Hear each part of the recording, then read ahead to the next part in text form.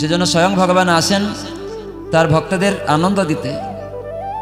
কিভাবে আনন্দ দেন সেজন্য ভাগবতে দশম স্কন্ধে বর্ণনা করা হচ্ছে 33 অধ্যায় 36 নম্বর শ্লোকে, অনুগ্রহায় ভক্তানাম মানুষম দেহমাশ্রিত।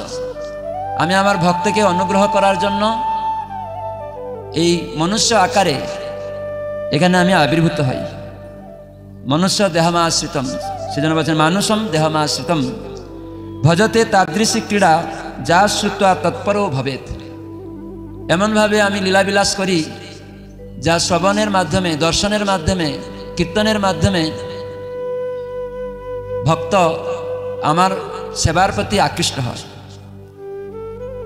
আর এইভাবে সে আমার কথা চিন্তা করে, শ্রবণ করে, স্মরণ করে। আর মৃত্যু সময়ে আমার কথা চিন্তা করার ফলে সে আমার কাছে ফিরে আসতে পারে। তো কয়জন চান ভগবানের কাছে ফিরে যেতে? কেন, কি জন্য ফিরে যাবেন? হ্যাঁ,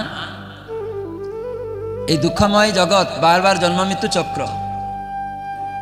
দুঃখময় জগতে কি আছে? জন্ম মৃত্যু চক্র রয়েছে। বারবার জন্ম, বারবার মৃত্যু, আর ব্যাধি, বার্ধক্য। জন্ম মৃত্যু জরা ব্যাধি, এটাই গীতায় কৃষ্ণ তিনি বলছেন দুঃখ দুঃসানু দর্শন। এর থেকে দুঃখ এই জগতে আর কিছু নেই।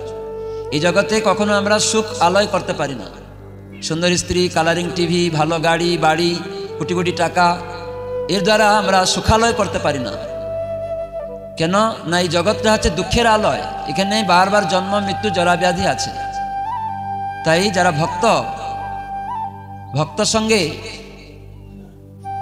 ভগবানের কথা শ্রবণ কীর্তনের মাধ্যমে, ভগবানের বিবিধ লীলা শ্রবণ কীর্তনের মাধ্যমে সে ভগবানের প্রতি আকৃষ্ট হয় এবং তার সেবাতে নিযুক্ত হয়ে যায়। যেমন আমরা দেখি আমেরিকা, আফ্রিকা ইত্যাদি বহু দেশ, সেই সব ছেলেমেয়েরা তারা জানতো না এই কৃষ্ণ নাম, ভগবান, তার বিভিন্ন লীলা, এসব কিছু তারা জানতো না। কিন্তু শিল প্রভুপাদ তিনি শুদ্ধ ভক্ত, মহন্ত স্বভাবেই তারিতে পামর, নিজ কার্য নাহি তবু জান পরঘ। তো প্রভুপাদ একজন মহান আচার্য, সাধু। তিনি নিজের ইন্দ্রিয় তৃপ্তির জন্য সমগ্র বিশ্বে পরিভ্রমণ করলেন না। তিনি সমগ্র বিশ্ববাসীকে কৃষ্ণ ভক্তি দান করার জন্য, এটা মহন্তের স্বভাব, তাদেরকে রক্ষা করার জন্য। কিসে থেকে? বারবার জন্ম মৃত্যু চক্র থেকে। মায়া পিশাচির কুলে ঘুমিয়ে পড়েছে আর বিষয় সজায় ঘুমিয়ে আছে, তাকে জাগানোর জন্য, ওঠানোর জন্য, সেজন্য তার ভক্তদের ভগবান পাঠিয়ে দেন। ভক্তরাই কেবল বিষয় সজ্জা এবং মায়া পিশাচির কুল থেকে আমাদের জাগাতে পারে আর উঠাতে পারে। এই জন্য উপনিষদ বলা আছে উত্তিষ্ঠত জাগ্রত প্রাপ্য বরান নিবোধত। যে বরান মানে শ্রেষ্ঠ, শ্রেষ্ঠ বস্তু লাভ করতে গেলে আমাদের জাগতে হবে, উঠতে হবে। এই জগতে কোনো শ্রেষ্ঠ বস্তু নেই। এই জগতে সব কিছু আছে দুঃখের বস্তু। আমরা যেটাকে শ্রেষ্ঠ বলে গ্রহণ করছি, ইন্দ্রিয় ভোগ্য বস্তু শ্রেষ্ঠ বলে ভাবছি, কিন্তু এটা শ্রেষ্ঠ নয়, এটা দুঃখের। প্রহ্লাদ মহারাজ বলেছেন কুণ্ডয়া নয় চুলকানি সদৃশ। চুলকানি শ্রেষ্ঠ, মানে আনন্দ হচ্ছে বলে মনে করছে এটাই শ্রেষ্ঠ, চুলকানোটাই শ্রেষ্ঠ। কেন? আনন্দ পাচ্ছি, কিন্তু পরিণাম দুঃখ। তাই জড় জগতে সব কিছু দুঃখ। এখানে যেটাই আমরা আনন্দ ভাবছি, এখানে কোনোটা কিছু নেই, সব চিন্ময় জগতে রয়েছে, এখানে তার প্রতিফলন। তো সেজন্য কৃষ্ণ হচ্ছে আনন্দ, শ্রেষ্ঠ। তা সেই মায়া পিশাচির এবং বিষয়সজ্জায় ঘুমিয়ে থাকার ফলে আমরা বুঝতে পারি না। মায়া পিশাচি মানে, যাকে মায়া পিশাচি পাবে কি হবে? পিশাচি মানে ভূত। কাউকে যদি ভূত পায়, সে তার কন্ডিশনটা নর্মাল নয়, অ্যাবনর্মাল কন্ডিশন। যাকে ভূত পাবে সে নর্মাল কন্ডিশনে থাকে। আমরা একটা জায়গায় গিয়েছি, এই নদিয়া জেলা বগুলা নাম শুনেছেন? বগুলাতে গিয়েছি। তো ওখানে সন্ধ্যাবেলা যাচ্ছি, হঠাৎ করে অনেক লোক চেঁচামেচি করতে করতে একটা বাড়িতে যাচ্ছে। কেন যাচ্ছেন না? ওখানে একটা মেয়েকে ভূত লেগেছে, সে বহুদিন থেকে আবুল তাবুল বলছে, গালাগালি করছে, আর তার শরীর থেকে জ্বর যাচ্ছে না। ঔষধ, যত ডাক্তারি ওষুধ খেয়েছে তাও কিছু ছাড়ছে না। তখন একদিন বুঝা গেল তাকে ভূত লেগেছে। তাকে যখন জিজ্ঞাসা করেছে উঝা, এক উঝা এসছে, তোর নাম কি? বলছে আমার নাম অশোক। কিন্তু সে মেয়েটা ছিল, তার নাম ছিল সঙ্গীতা, কিন্তু সে বলছে আমার নাম অশোক। তো এটাই ভূত, অ্যাবনর্মাল। সে নর্মাল কন্ডিশনে কি বলতো? সঙ্গীতা বলতো। যেহেতু সে নর্মাল কন্ডিশনে নেই, রোগ রয়েছে, ভূত পেয়েছে, পিশাচি গ্রাস করেছে, যার ফলে সে বলছে কি অশোক নাম বলছে, ছেলের নাম বলছে মেয়ে হয়। তো এটাকে বলে পিশাচি। পাইলে যেন মতিচ্ছন্ন হয়, মতি মানে বুদ্ধিটা নাশ হয়ে যায়, সে নিজের কথা বলতে পারে না। পিশাচি পাইলে যেন মতিচ্ছন্ন হয়, মায়াগ্রস্ত জীবের হয় সেভাব উদয়। তো তাই আমরা মায়া পিশাচির কুলে ওই রকমভাবে আমরা বলছি যে আমরা এই দেহ নই, কিন্তু আমরা দেহের পরিচয় দিয়ে লোকদের ভাওতা দিচ্ছি, প্রতারণা করছি। তো সেজন্য এই দেহের মৃত্যু হবে।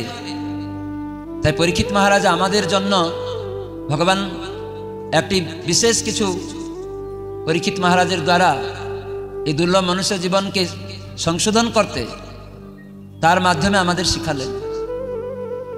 প্রশ্ন করতে আমরা জানি না যে মৃত্যুর পরে বা এই মৃত্যু সজ্জায় আমি শায়িত, আমার অন্তিমে কি করণীয় আমরা কিছু জানি না। আমরা সবাই ভাবি অন্তিম যাত্রায় যাচ্ছি, একটু মেয়ে নাতি পুতি পণ নাতির বিয়েটা দেখিয়ে এগুলা দেখতে চাই, এগুলা আমার সামনে করো, অন্তিম যাত্রা এরকম বলে।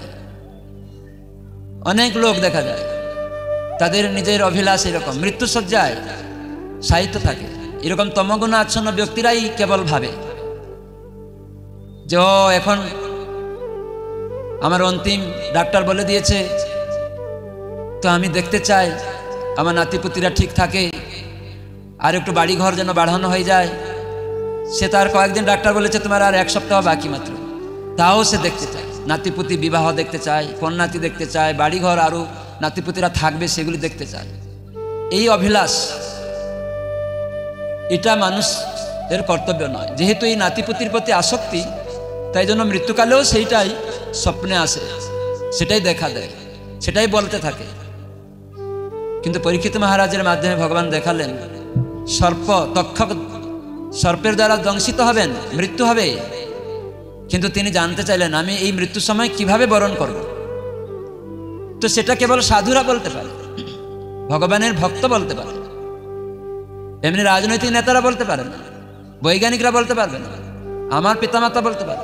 প্রকৃত ভক্ত, ভগবানের শুদ্ধ ভক্ত কেবল বলতে পারেন যে এই মনুষ্য জীবনে অন্তিমে কি করণীয়। এই জন্য প্রভুপাদ ইস্কনের প্রতিষ্ঠাতা আচার্য তিনি জানাচ্ছেন তার শিষ্যদের যে সাধন করো, ভজন করো, মরতে জানলে হয়। যেমন আমরা পড়াশোনা করি, পরীক্ষায় তার বোঝা যায় যে আমি পড়াশোনা করেছি কিনা। সেজন্য এই মনুষ্য জীবনে আমরা অন্তিমে কি চিন্তা করব, সেটাই আমাদের বিচার্য বিষয়। তো সেজন্যই ভগবান তিনি এখানে এসেছেন বহুবিধ লীলাবিলাস করতে। এই জন্য পরীক্ষিত মহারাজ জিজ্ঞাসা করছেন, মহারাজ পরীক্ষিত বলেছেন, সবাই বলুন হে প্রভু। সুখদেব গোস্বামীর কাছে বলছেন আর কি, হে ছিল সুখদেব গোস্বামী, ভগবান তাঁর বিভিন্ন অবতারে যে সমস্ত লীলা প্রদর্শন করেছেন, সবাই জোরে জোরে বলুন, তা অবশ্যই কর্ণেন্দ্রিয় এবং মনের তৃপ্তিদায়ক। এই সমস্ত লীলাবিলাসের কথা শ্রবণ করার ফলেই কেবল মনের সমস্ত কলুষ তৎক্ষণাৎ দূর হয়ে যায়। তা আমাদের মনের কলুষটা কি? এত পর্যন্ত আমরা শুনলাম এই নাতিপুতি দেখব, ঘর বাড়ি বানাবো, শুধু কাম ক্রোধ লোভ মোহ মদ মাৎসর্য, এই হচ্ছে আমাদের কলুষ। কাম মানে ইন্দ্রিয়ের ইচ্ছাপূর্তি, এটা হচ্ছে আমাদের জীবনে অভদ্র কলুষতা। তো সেই জন্য ধৌনতি সমলম কৃষ্ণ, সমস্ত ময়লা দূরীভূত হয়ে যাবে। এখানে সেটা বলছেন কিভাবে না, যদি আমরা কর্ণরন্ধ্র দিয়ে ভগবানের কথা শ্রবণ করি। প্রবিষ্ট কর্ণরন্ধ্রেণ স্বানম ভাব স্বরূরহম ধৌনতি সমলম কৃষ্ণ সলিলস্য যথা সরব।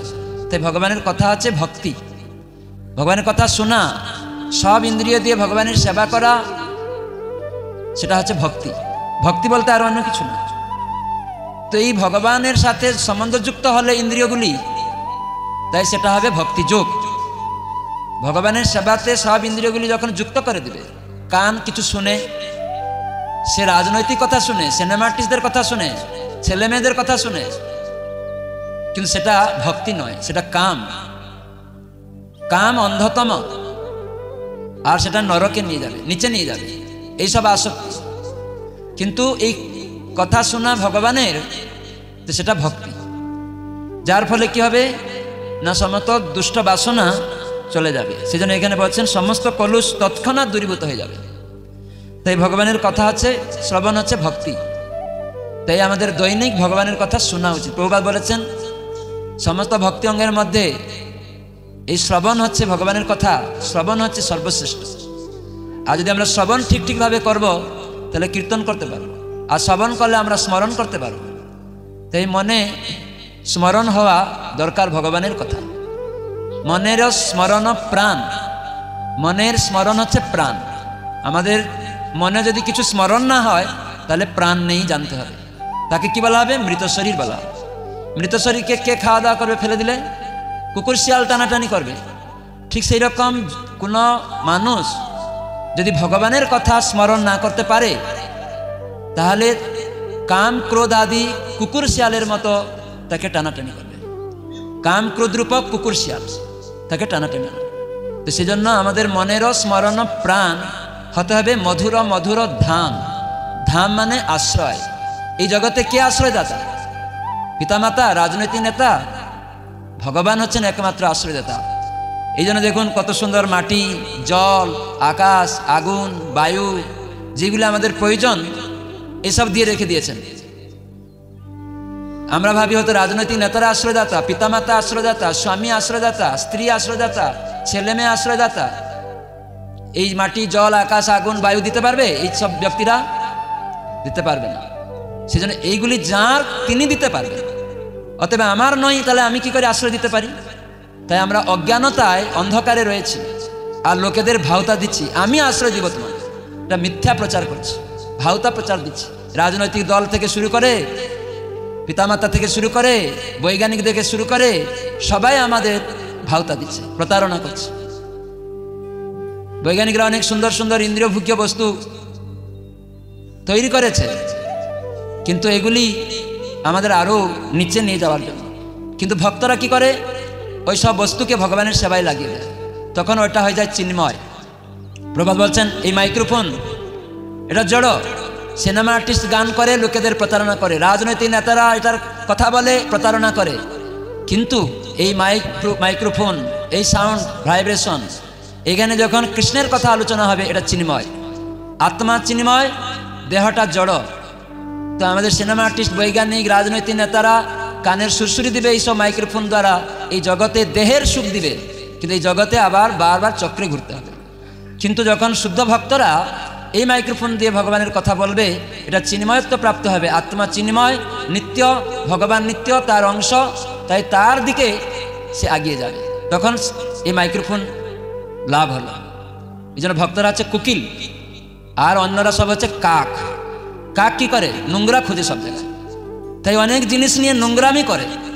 আমরা সিনেমা দেখছি, নোংরা জিনিস দেখছি, কিন্তু ভক্তরাও সিনেমা দেখে, ভক্তরাও মোবাইল দেখছে, সেখানে কোথায় গুরুদেব কোন জায়গায় কথা বলছেন।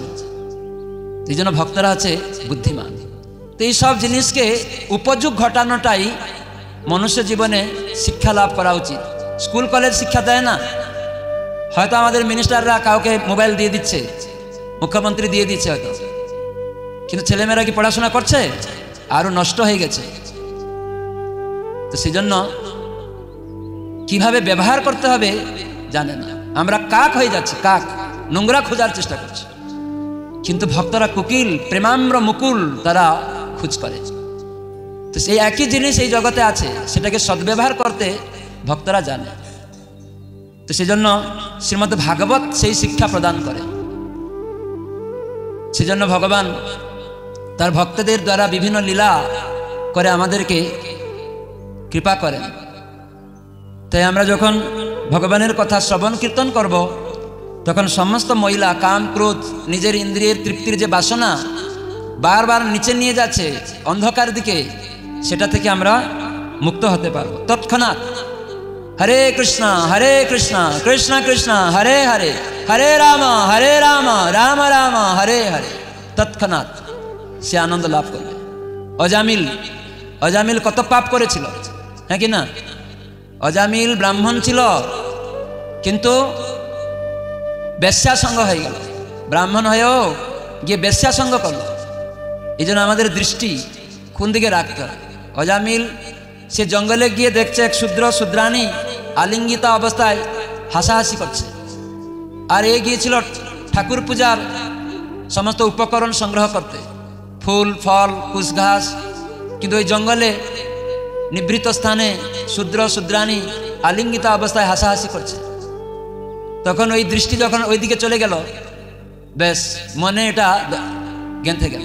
এই জন্য মনে কি গাঁথাতে হবে, তো সেটাই আমাদের অভ্যাস করতে হবে। সেই জন্য অসৎসঙ্গ হলে, একা একা ঘুরলে এরকম মানসিকতা ঢুকে পড়বে। এই জন্যই সাধুর সঙ্গে থাকতে বলা হয়েছে। প্রত্যেক ব্যক্তি যখন সাধুর সঙ্গে থাকবে, তখন সাধুর সঙ্গে মানে কি, সাধুদের কথার অনুগমন করবে, তখন সে ঠিক থাকবে। তো সেজন্য আমরা বারবার জানাচ্ছি যে সাধু সঙ্গ করো, সিদ্ধি লাভ হবে। এই জন্য নামহট্ট সংঘ করতে বলা হয়েছে। নিত্যানন্দ প্রভু আদি গুরু, তিনি নামহট্ট পত্তন করলেন, যাতে সমস্ত কর্মের মধ্যে থেকে ছেলে মেয়ে স্ত্রী পুত্রকে নিয়ে যে কোনো ব্যবসা বৃত্তি তার আছে, সেটাকে কৃষ্ণ সেবায় নিযুক্ত করতে পারে, সাধুসঙ্গ করতে পারে। দৈনিক বাড়িতে ছেলে মেয়েকে নিয়ে করতে পারে তুলসীর সঙ্গে, আর সপ্তাহে একদিন ভিন্ন ভিন্ন পাড়াতে নিজেদের মধ্যে সাধুসঙ্গ করতে পারে, তাহলে সে সুরক্ষা লাভ করে। এভাবে অজামিল সে বেশ্যা সঙ্গ হয়ে গেল। ওই যে দর্শন করলো একটু খারাপ জিনিস, দর্শন করে এই দৃষ্টির দ্বারা সে মনে মনে আবার ওটাকে চিন্তা করতে লাগলো। রাস্তায় ওই দৃশ্যটা তার চোখে দেখছে, আর সে কিছু ভাবতে পারছে না। আমি দেখছিলাম একটা ভক্ত, সে দাঁড়িয়ে আছে, তখন আমি তাকে জিজ্ঞাসা করছি, নাম ধরে ডাকছি, তাকে নাড়াচ্ছি, তবুও সে কিছু বলতে পারছে না। মানে কিছু একটা এমন মনের মধ্যে গেঁথে রেখেছে, তাকে নাড়াচ্ছি, তার নাম ধরে ডাকছি, তবুও সে বুঝতে পারছে না। এত মনোনিবেশ হয়ে যায় আমাদের। কেন? ধ্যায়তে বিষয়ান পুংস সঙ্গস্তেষু উপজায়তে। সেটা পাওয়ার জন্য এত নিবিড় হয়ে যায় মন, আর পাশে কিছু কেউ বললেও বুঝতে পারে না, যতই বুঝাও সে বুঝতে পারে না, ওইটাই মনে গেঁথে যায়। ওটা ছাড়ানো খুব কঠিন। ভূত যখন ঢুকে যায়, ছাড়ানো খুব কঠিন হয়ে যায়। তো এরকমই এই অজামিল বাড়িতে ফিরছে ওইটা চিন্তা করতে করতে। তার সুশীলা পত্নী ছিল, সুন্দরী স্ত্রীও ছিল, তবু ওই শূদ্রাণীর আলিঙ্গিতা অবস্থার দৃষ্টিগোচরে ওই যে বিষয়, ইন্দ্রিয়ের বিষয়, চোখের বিষয় দেখা, ওইটা দেখে ফেলেছে। তাই ওইটা মনের মধ্যে গেঁথে গেছে, ওইটা ধ্যান হয়ে গেছে। ধ্যায়তে বিষয়ান, সেটাকে সবসময় চিন্তা করছে। বাড়িতে গিয়েও স্ত্রীর সাথে আর মন বসছে না। তখন চলে এলো। অসৎসঙ্গ করলে সেও তার ঠাকুর পূজা ইত্যাদিও বাদ পড়ে যাবে। এই জন্য অসৎসঙ্গ ত্যাগ, এই বৈষ্ণব আচার, এই জন্যই বলা হয়েছে। বৈষ্ণবের আচরণ প্রথম আছে অসৎসঙ্গ সে ত্যাগ করবে। অসৎ বস্তু আসলেও সে সেখানে যদি কখনো আসে, জোরে জোরে হরে কৃষ্ণ কৃষ্ণ কৃষ্ণ হরে হরে, হরে রাম রাম রাম হরে হরে জুড়ে জুড়ে বলবে। আর গুরু বৈষ্ণবদের নাম জুড়ে জুড়ে চিৎকার করে বলবে। তাহলে কি হবে? শুনিয়া গোবিন্দ রব আপনি পালাবে সব, সিংহ রবে যেন করিগণ। সিংহ রবে যেমন মতহস্তি পাগলা হাতি, সিংহ যখন গর্জন করে আপনা থেকে পালিয়ে যায়, ঠিক সেই রকম শুনিয়া গোবিন্দ রব, সেই গোবিন্দের নাম হরে কৃষ্ণ কৃষ্ণ কৃষ্ণ হরে হরে, হরে রাম রাম রাম হরে, এটা যখন উচ্চস্বরে হবে, তাই কাম ক্রোধ লোভ মোহ মদ ইত্যাদি মতহস্তির মতো, পথদস্যুর মতো তারা কি করবে না, আপনা থেকে পালিয়ে যাবে। ভগবানের নাম আর ভগবানের ভক্তের নাম যদি কেউ উচ্চস্বরে করে, তাহলে এই কাম ক্রোধ আপনা থেকে পালিয়ে যাবে। তো সেজন্য আমরা সেই ভক্তদের নাম যদি জানি, ভগবানের নাম, তার লীলা এইসব যদি শ্রবণ করে থাকি, তাহলে আমরা স্মরণ করতে পারব, তখন কীর্তন করতে পারব। তো সেজন্যই বারবার সর্বদা 24 ঘন্টা আমাদের ভগবানকে স্মরণ করা, এটা হচ্ছে বিধি। পদ্মপুরাণে বলা হলো সততং স্মর্তব্যম বিষ্ণু। 24 ঘন্টা, সতত মানে 24 ঘন্টা স্মরণ করা প্রয়োজন বিষ্ণু। সেই মূল বিষ্ণু হচ্ছেন কৃষ্ণ। তাই তার নাম হরে কৃষ্ণ কৃষ্ণ কৃষ্ণ হরে হরে, হরে রাম রাম রাম হরে হরে। হাতে করো কাম, মুখে বলো নাম। তাই 24 ঘন্টা করা যাবে, ঘুমন্ত অবস্থাতেও করা যাবে। যদি অভ্যাস থাকে কাজকর্মের সময়, তাহলে রাত্রিবেলাও সে কৃষ্ণ কৃষ্ণ বলবে। অনেক ভক্ত বলে দেখা যায়। তো সেই জন্য সততম স্মর্তব্যম, 24 ঘন্টা স্মরণে রাখা দরকার বিষ্ণু। বিস্মর্তব্য ন জাতুচিত, কখনো বিস্মরণ হওয়া উচিত না, ভুলে যাওয়া উচিত না ভগবানকে। বিষ্ণু নাম, কৃষ্ণের নাম কখনো ভুলা উচিত না। এটা কি সর্বে বিধি নিষেধা। তাহলে বিধি কি হলো না 24 ঘন্টা ভগবানকে স্মরণে রাখা। আর নিষেধ কি হলো, কখনো ভগবানকে ভুলে না যাওয়া, এটা হলো নিষেধ। তো সর্বে বিধি নিষেধা শ্রেয়েব কিং করা। তো এটাই আমাদের এই জগতে পালন করতে ভক্তদের বলা হচ্ছে। 24 ঘন্টা কি করে আমি কৃষ্ণ স্মরণ করতে পারব। তাই সর্বকর্মের মধ্যে যদি কৃষ্ণকে আমরা স্থাপন করি, তাহলে আমরা স্মরণ করতে পারব। তো সেই জন্য আমরা দেখছি এখানে ভাগবতে ভগবানের বিবিধ লীলা রয়েছে। ভগবান আসেন, তার লীলা ভক্তদের আনন্দ দেন। আর সেখানে সুযোগ হয় যুগধর্ম পালনে, তখন কৃষ্ণ বিষ্ণুরূপে তখন অসুরদের বধ করে দেন। আর তখন আমাদের ভক্তদের হৃদয়ের অনর্থকে তিনি নাশ করে দেন। বিভিন্ন অনর্থ আমাদের জীবনে রয়েছে, যেগুলি দ্বারা আমরা বারবার এই জগতে আসক্ত হয়ে পড়ছি। যেমন অজামিল, সে আসক্ত হয়ে পড়ল। কেন? অনর্থ রয়েছে, এটা সমূলে উৎপাটন না করা পর্যন্ত। কোনো রকম যে চান্দ্রায়ণ প্রায়শ্চিত, অনেক লোক প্রায়শ্চিত করে, তার দ্বারা সমূলে উৎপাটিত হয় না। প্রায়শ্চিত করে, প্রায়শ্চিত বলে বাংলায় প্রায়শ্চিত, আর চান্দ্রায়ণ বলে মেদিনীপুর ইত্যাদিতে, উড়িষ্যা মেদিনীপুরে বলে চান্দ্রায়ণ। কোনো একটা লোক মরছে না, অনেক রোগ কষ্ট পাচ্ছে, বলছে অনেক পাপ করেছে, তাকে প্রায়শ্চিত করাও। গরুর ঘরে, গোয়াল ঘরে, সেখানে ব্রাহ্মণ এসে যজ্ঞ করে প্রায়শ্চিত করা, দান দান করে। কিন্তু শাস্ত্রে বলা হচ্ছে এই প্রায়শ্চিতকে হাতি স্নানের সঙ্গে তুলনা করা হয়েছে। এটা তৎক্ষণাৎ প্রায়শ্চিত করে হয়তো আপনি কিছুটা মুক্ত হলেন, কিন্তু ভিতরে বীজ থেকে গেল। হাতি স্নান করে নদীতে, আবার সে যখনই ডাঙ্গায় আসে ধুলা নিয়ে ছড়িয়ে দিল। ওই স্নানের কোনো মূল্য নেই। অনেক সময় দেখা যায় বাঁশ বাগান আছে, সেখানে অনেক নোংরা গাছ লতা পাতা হয়ে গেলে গৃহস্থ কি করে? আগুন ধরিয়ে দেয়। তখন দেখা গেল বাঁশ বাগান একদম পরিষ্কার হয়ে গেছে। এবারে গিয়ে বাঁশ বাগানে বাঁশ কাটতে শুরু করে, কিন্তু বৃষ্টি হলো, কয়েকদিন পরে আবার দেখছে জঙ্গল হয়ে গেল। কেন? আগুন দিয়ে পুড়িয়েও তার গুড়াটা, শিকড়টাকে তোলা যায়নি। সাময়িকভাবে দেখা গেল মূলচ্ছেদ হয়ে গেছে মনে হচ্ছে, না, সমূলে উৎপাটিত হয়নি, মূলচ্ছেদ হয়নি, উপরে কেবল মনে হলো পরিষ্কার। এরকমই বৈদিক কর্মকাণ্ডীয় বিষয়বস্তু, দান ধ্যান ইত্যাদি, এইসব প্রায়শ্চিত, এইগুলি পুণ্য, এইগুলি হচ্ছে ওই রকমই চান্দ্রায়ণের মতো প্রায়শ্চিত, এই হাতি স্নানের মতো। সাময়িক হয়তো একটু আপনি ভাবলেন ও আমি খুব এখন আনন্দ পাচ্ছি, কিন্তু আবার আপনাকে ওই যে বীজ থেকে গেছে ভিতরে, আবার শিকড় গজিয়ে উঠবে। এই জন্য সমূলে উৎপাটন করতে গেলে ভগবানের নাম, শুদ্ধ ভক্তি গ্রহণ করতে হবে, তাহলে এটা সমূলে উৎপাট হবে। সেটা কীভাবে ভক্তি গ্রহণ করতে হবে? না, সাধু সঙ্গে। সাধু সঙ্গে ভক্তি লাভ হয়, নিজে নিজে ভক্তি লাভ করতে পারে না। সেই জন্য শাস্ত্রে বলা হয়েছে সেটা ভক্তি জন্মমূল হয় সাধু সঙ্গ। সাধু সঙ্গই একমাত্র ভক্তির জন্মমূল। ভক্তিস্তু ভগবত ভক্ত সঙ্গে ন পরিজায়তে, ভক্ত সঙ্গেই ভক্তি উৎপত্তি হবে। আর ভক্তই আমাকে ভক্তি দিবে, আমি নিজে নিজে ভক্তি লাভ করতে পারেন না। ভগবান ভক্তি দেন না, ভক্ত ভক্তি দেন। কেন? ভক্তের কাছে ভক্তি আছে। ভক্তি মানে কৃষ্ণের সুখ বিধান করা, সমস্ত ইন্দ্রিয় দিয়ে ভগবানের সেবা করা, সেটি ভক্ত করেন। তাই ভক্ত সঙ্গ হলে ভক্ত কি করবে? না, আমাকে এই তুমি এখানে ভগবানের বাসন মাজো, আমার সঙ্গে ভগবানের নাম করো, বাজারে যাও ভগবানের জন্য সবজি কিনে নিয়ে আসো, বাজারে যাও ফল কিনে নিয়ে আসো ভগবানের জন্য। তার মানে এই সমস্ত কিছু ভগবানের সেবার জন্য ভক্ত লাগায়। যাও ভক্তদের পরিবেশন করো, রান্না হয়েছিল বাসনটা মেজে দাও ভগবানের। এইভাবে ভক্তিরূপক কর্ম, ভগবানের কর্ম যখনই কোনো ব্যক্তিকে সংযুক্ত করানো যায়, তাহলে সে সিদ্ধি লাভ করে।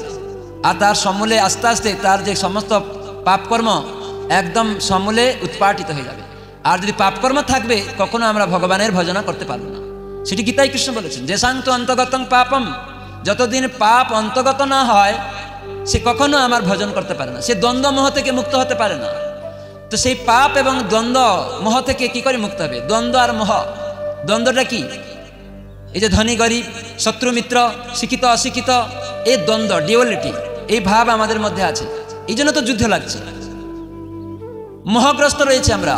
এটা আমার ছেলে, এটা আমার দেশ, আমার বাড়ি। মোহ যখন আগুন লেগে গেল তখন কান্না করছে, বাড়িটা পুড়ে ছাই হয়ে গেল, ছেলেটা অ্যাক্সিডেন্টে মারা গেল, তাই মোহগ্রস্ত, কে দেখবে আমাকে, তাই ভয় হয়ে গেল, শোক আর ভয়। তো সেই জন্য শোক, মোহ, ভয় এগুলি দূরীভূত হবে যখন আমরা ভগবানের কথা দৈনিক নিত্য ভাগবত শ্রবণ করব, কৃষ্ণের কথা শুনব এবং হৃদয়কে পবিত্র করব। তাই প্রবিষ্ট কর্ণরন্ধ্রেণ স্বানম ভাব সরুরুহম ধৌনতি সমলম কৃষ্ণ সলিলস্য যথাসর। বৃষ্টিকালে যখন বর্ষা হয় জলগুলি ঘোলা হয়ে যায়, নদী নাল পুকুরের জল ঘোলা হয়ে যায় না বৃষ্টিকালের বৃষ্টিতে?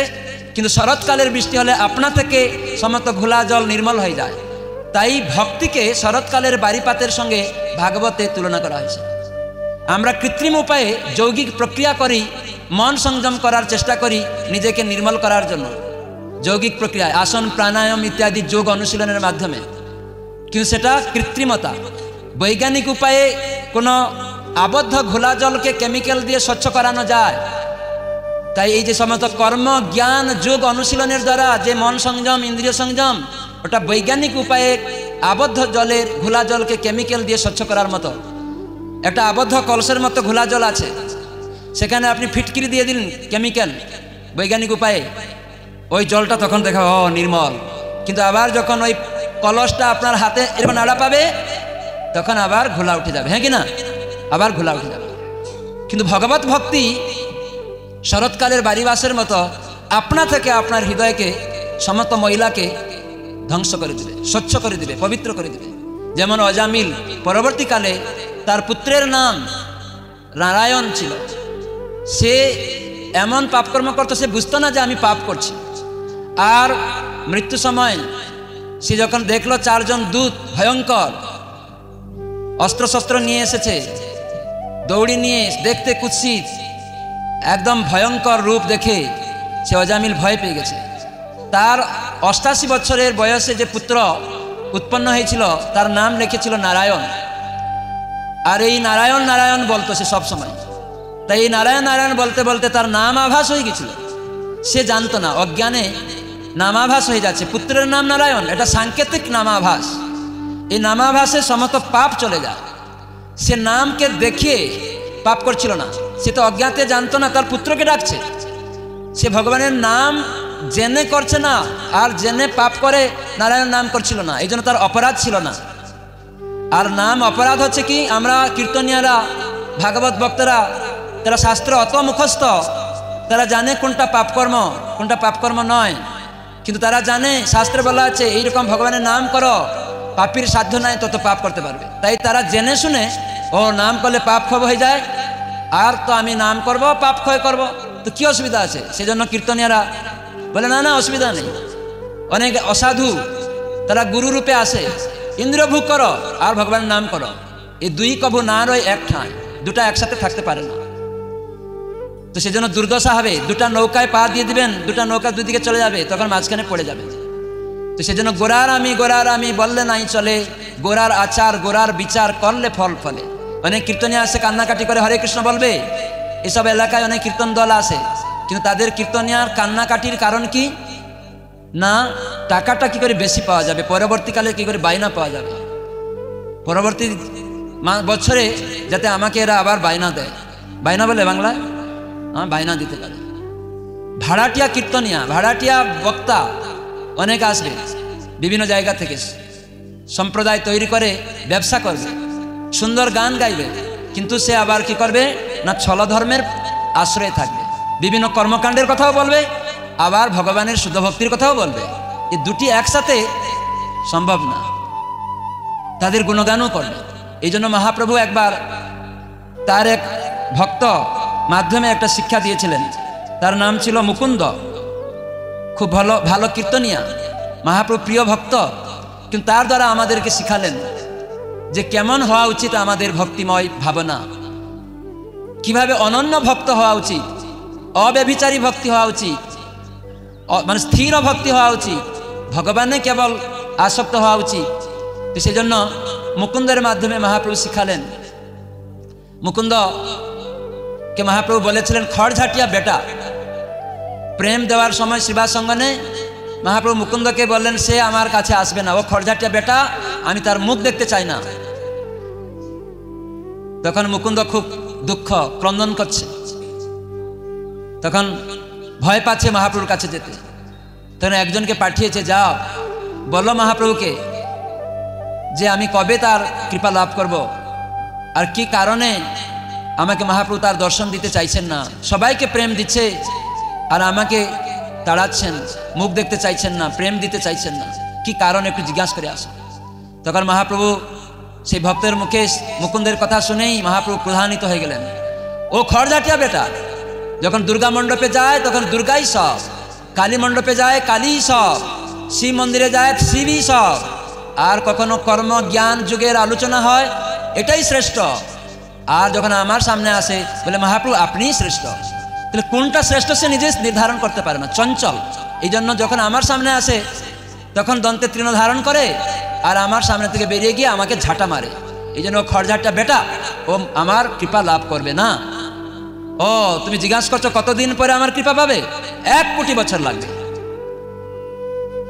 তখন মুকুন্দ দূরে কান্না করছিল, শুনল যে মহাপ্রভু তাকে গালাগালি করলেন, এইরকম খড়ঝাটিয়া বেটা বললেন, বিভিন্ন জায়গায় দৌড়াচ্ছে, চঞ্চল, স্থির নয়, যে কোনটা এটাই বড় ওটাই বড়, সব এক। সব এক নয়। অনেক লোক বলে তুমি যাই করো না সব এক জায়গায় যাবে, এরকম অনেক মূর্খ বলে। একবার মহাপ্রভু বাড়ির পাশেই, তখন উনি নিমাই ছোট্ট খেলাধুলা করছেন, তার এক ভক্ত হনুমানের অবতার মুরারি গুপ্ত, তিনি মাঝে মাঝে আসতেন নিমাইকে দেখতে। আর মহাপ্রভু নিমাইয়ের সাথে মাঝে মাঝে কন্দল হতো, কিছু কথোপকথন। আর এই মুরারি গুপ্ত বলতো সব এক, নিমাই জানো সব এক। তো নিমাই মানত না। তো একদিন সচিমাতা মুরারি গুপ্তকে খেতে দিয়েছে একটা প্লেটে, বলছে মুরারি তুমি আমার বাড়িতে আসো, কোনোদিন খাওয়া দাওয়া করো না, আজকে একটু বসে খাও। আর একটু দূরে নিমাই খেলা করছিল। মুরারি যখনই খেতে যাবে অমনি নিমাই দৌড়ে এসে, তখন শিশু এসে পেচ্ছাপ করে দিয়েছে খাবার থালায়। এই নিমাই কি করলি? বলে কেন সব এক। তার কথাই তাকে বললেন সব এক, তাই আমি করলাম। তো এইভাবে মহাপ্রভু মায়াবাদ ভাষ্য ছোট থেকেই খণ্ডন করেছেন, আর তার মায়ের দ্বারাও একটা মায়াবাদ ভাষ্য খণ্ডন করেছে, সব এক নয়। বিষ্ঠা আর আপনার খাবার এক নাকি? তাহলে বিষ্ঠা নিয়ে রাখুন বাড়িতে, সব এক হয়ে গেল। যদি যাদের জ্ঞানটা চুরি হয়ে গেছে তারা সব এক মনে করে। দুর্গা পূজা করা, কালী পূজা করা, অনেক মূর্খ, যেই কালী সেই কৃষ্ণ, এরকম মূর্খামি করে বলবে। দেবতারা হচ্ছেন ভগবানের আজ্ঞাবহ দাস দাসী মিনিস্টারদের মতো, এক একজনের এক একটা দায়িত্ব রয়েছে, তারা সেটি করেন। কিন্তু আমরা বুঝি না, এই মুকুন্দের মতো ভাবি সব এক সব এক, তাই সে কখনো ভগবানের কৃপা পেতে পারে না। তো সেজন্যই শুদ্ধ ভক্তি লাভ করতে গেলে আমাদের সদ্গুরুর আশ্রয়ে ভগবত ভক্তি সম্পাদন করতে হবে। যিনি কৃষ্ণ ভক্তি দান করেন, কেন তিনি সদ্গুরু। যিনি কৃষ্ণ ভক্তি শিখান না সে গুরু নয়, সে ভণ্ড প্রতারক। যিনি গুরু মানে অন্ধকার নিরোধক, তাই জন্য গুরু শব্দ। তাই আমি ভগবানের নিত্য দাস, ভগবদ্গীতায় বলা হয়েছে আমরা ভগবানের অংশ, তার সেবা করা আমার পরম কর্তব্য, এটা ভুলে গেছি। এটাকে যিনি জানিয়ে দিবেন যে না তুমি কৃষ্ণ সেবক, তার অংশ, তুমি এখানে জড়গুণের প্রভাবে ভুলে গেছো এবং বিভিন্ন শরীর গ্রহণ করেছো, সৎ অসৎ জুনি, বিভিন্ন রকমের দেহ লাভ করেছো, কিন্তু তোমার পরিচয় হচ্ছে কৃষ্ণের নিত্য দাস, এই বিশ্বাস করলে তো আর দুঃখ নাই। তো এইসব অনর্থ আমাদের মধ্যে রয়েছে, আমরা ভুলে গেছি। তো সেই সব অনর্থ মুক্ত হওয়া যায়। তো সেই জন্য মহাপ্রভু মুকুন্দকে ত্যাগ করেছিলেন। যখন মুকুন্দ শুনল যে কোটি জন্মের পরে তাকে মহাপ্রভু কৃপা করবেন, তখন নাচতে লাগলো, ও মহাপ্রভু কোটি জন্ম পরেও আমাকে কৃপা করবেন। তখন মহাপ্রভু তার ধৈর্য দেখলেন, তার মহাপ্রভুর প্রতি যে আসক্তি দেখলেন, ও আমার প্রতি সে আসক্ত রাখছে এবং ধৈর্য রাখছে, আমাকে সে লাভ করতে চায় কোটি জন্ম পরে হলেও। এই জন্য ধৈর্য আর তার উৎসাহ আর নিশ্চয়াত্মা বুদ্ধি যে আমি পাবই মহাপ্রভুকে, তাই জন্য নাচতে শুরু করেছে, জয় গৌর হরি, জয় গৌর হরি, জয় গৌর হরি, জয় গৌর হরি, জয় সচিনন্দন, জয় সচিনন্দন করে নৃত্য করছে। তখন মহাপ্রভু জিজ্ঞাসা করলেন, ও কি করলো? ওই মানুষটা যে এসেছিল উত্তর নিয়ে গিয়ে মুকুন্দকে বলেছিল। তখন সে এসে আবার মহাপ্রভুর কাছে বলছে, মহাপ্রভু ও তো নৃত্য করছে জয় সচিনন্দন, জয় সচিনন্দন, জয় গৌর হরি করে, যে আমি কোটি জন্ম পরে হলেও মহাপ্রভু কৃপা পাবো। তখন মহাপ্রভু বলেন, যাও, ওর কোটি জন্ম হয়ে গেছে, এক্ষুনি নিয়ে আসো। এই হচ্ছে ভগবানের কৃপা। ভগবান এরকম কঠোর বাক্যে শাসন করেন। প্রকৃত পিতা ছেলেমেয়েরা দুষ্টামি করে, খারাপ করে, বলে তোর মাথাটা মুগুর দিয়ে একদম চুনি করে দিব, বলে না, হ্যাঁ ভেঙে দিব, একদম হ্যাঁ একদম ফাটিয়ে দিব মাথাটা। রেগে মা বাবা এরকম বলে, কিন্তু আসল মা বাবা কি এটা করে নাকি? করে না। দেখে পরীক্ষা করে ছেলে মেয়েদের শাসন করতে হয়। তাই মহাপ্রভু স্বয়ং ভগবান, তিনি আমাদের পিতা, জগতের পিতা কৃষ্ণ, তিনি রাধারানীর ভাব অঙ্গীকার করে গৌরাঙ্গ রূপে এসেছেন আমাদেরকে শিখাতে, হাতে নাতে, হাতে হাতে ধরে ধরে। তবু আমরা দুর্ভাগা।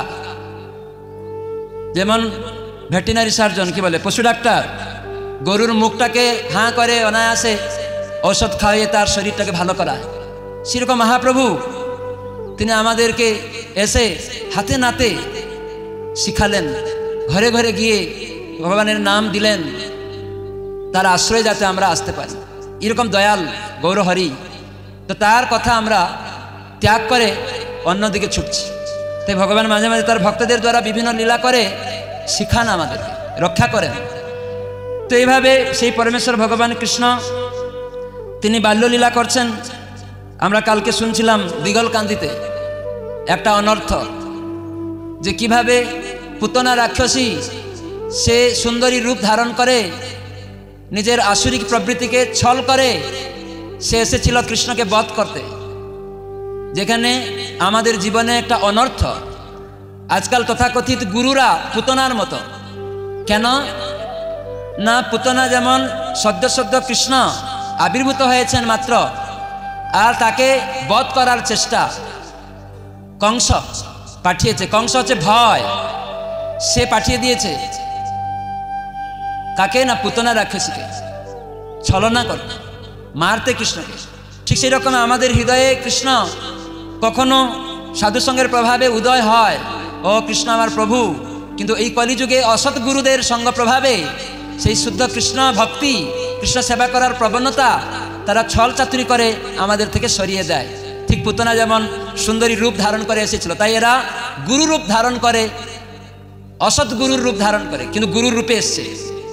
আর তারা পুতনার মতো যে শুদ্ধ কৃষ্ণ ভক্তিকে সরিয়ে দেয়, বলে না না, কি দরকার, কৃষ্ণ তোমার কোথায় জীবন আছে, ওই মৎস্য মাংস ত্যাগ করছো, কৃষ্ণ ভজন করতে গেলে এইসব কি দরকার আছে, এইসব করা, এইসব দরকার, আমার থেকে মন্ত্র নাও, আমি তোমাকে উদ্ধার করে দেব, আর পাওনা পাঠিয়ে দাও। সেই জন্য শিবজি বলেছেন, গুরবু বহব সন্তি শিষ্য বিত অপহারকা, আর সদ্গুরুর দুর্লভ দেবী শিষ্য সন্তাপহারকা। দুর্লভ সদ্গুরু শিষ্যের সন্তাপ দুঃখকে মুক্ত করতে পারে জন্ম মৃত্যু চক্র থেকে, এটা দুর্লভ। কিন্তু অসৎগুরু, পার্বতীকে শিবজি মহাজন তিনি বলছেন, অসৎগুরুর কোনো অভাব নেই এই জগতে, প্রচুর। নিজেরা বন্ধনযুক্ত, কিন্তু তারা সবাইকে দেখা, আমি তোমার বন্ধন মুক্ত করে দিব। আমি যদি হাত পা বাঁধা আর গুরু হাত পা বাঁধা, কি করে মুক্ত করবে? আমরা দেখছি ওই গুরু যা করছে আমিও তাই করছি, আর তার কাছে আমরা দেখে নিচ্ছি। তো সেজন্য এরকম প্রতারণা শিকার হয়ে যাচ্ছে। কেন? তারা গুরুর বেশে এসেছে পুতনার মতো। পুতনা স্তনে কালকুট বিষ মাখিয়ে নিয়ে এসেছে, কিন্তু সুন্দরী রূপ ধারণ করে এসেছে মায়ের মতো, সন্তানকে দুধ খাওয়াবো এই ভাবনা নিয়ে এসেছে, কিন্তু ভিতরে মেরে ফেলবো কৃষ্ণকে। তাই কৃষ্ণ তাকে বধ করলেন। আর সমস্ত ব্রজবাসী, যশোদা মাতা, তারা কৃষ্ণ কৃষ্ণ করে সবাই দৌড়াচ্ছে। পুতনা যখন তার নিজের রূপটাকে প্রকট করেছে, ছেড়ে দাও ছেড়ে দাও চিৎকার যখন করেছে, সব ব্রজবাসীরা দেখছে বজ্রের মতো চিৎকার, এত শব্দ, কি হলো, কান্নাকাটি। তখন দেখছে অসুরিণী এই পুতনা সুন্দরী রূপ বিরাট একদম 12 মাইল রূপ হয়ে আকাশে উড়তে শুরু করে দিয়েছে। কৃষ্ণ তার বক্ষের মধ্যে রয়েছে, আর এরা সব দৌড়াচ্ছে কৃষ্ণ বলে। ভগবান সেখানে আছেন, সেখানেও এরকম অসুর উৎপাত, কিন্তু কিছু করতে পারে না।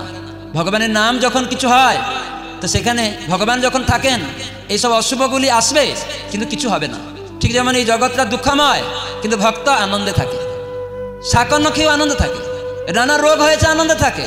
কেন না কৃষ্ণকে গ্রহণ করেছে। বাধা থাকবে কিন্তু সত্যিকারে ভক্ত হলে, ছলচাতুরি ভক্ত হলে হবে না। আমরা লোকের বাহাবা পাওয়ার জন্য তিলকমালা পরলে হবে না, এটা কপটচার, তাহলে লোকেরা আমাদেরকে বদনাম করবে। তো সেই জন্য প্রভুপাদ বলেছেন ইস্কন ভক্তরা শুদ্ধ ভক্ত হবে, তারা সবাই সবাইয়ের সাথে মিশবে, আদান প্রদান করবে, কোনো রকম নিজের কিছু অসুবিধার জন্য অন্য কাউকে দোষারোপ করবে না, সেটা ছল হয় না সাধুর বেশে। তো সেই জন্য আমাদের সাবধান থাকতে হবে, ওটা পুতনা তত্ত্বতে চলে যাবে। তো সেই জন্য প্রকৃত সাধু হতে হবে। নানা অসুবিধা আসবে, বাধা আসবে, গঞ্জনা আসবে, তবুও জানতে হবে ও ভগবান এটা আমাকে পরীক্ষা করছেন, আমার গুরু ভাইয়ের দ্বারা পরীক্ষা করছেন, কোনো অন্য ব্যক্তির দ্বারা পরীক্ষা করছেন, দেবতাদের দ্বারা পরীক্ষা করছেন। তো এরকম অনেক পরীক্ষা আসবে। গুরু মহারাজ বলছিলেন, শিল জয়প্রকাশ স্বামী গুরু মহারাজ, ভক্ত যত উন্নত হবে ভগবান তাতে তত পরীক্ষা করবেন, তত বড় বড় বিপদ তাকে দিবেন। কেন না এই বিপদ যখন সে পাবে সে ভগবানকে স্মরণ করতে পারে না, কি সেই বিপদের দ্বারা আমাকে ভুলে যেতে চায়।